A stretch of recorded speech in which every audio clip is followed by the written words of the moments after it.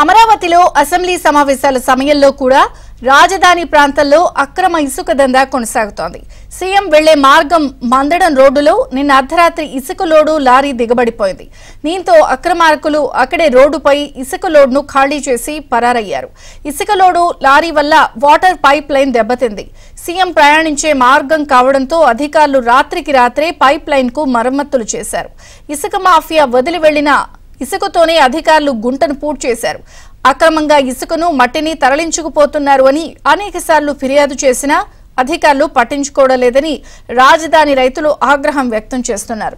ముఖ్యమంత్రి రాక సందర్భంగా అక్రమ ఇసుక మాఫియా వ్యవహారం మరోసారి బహిర్గతమైంది.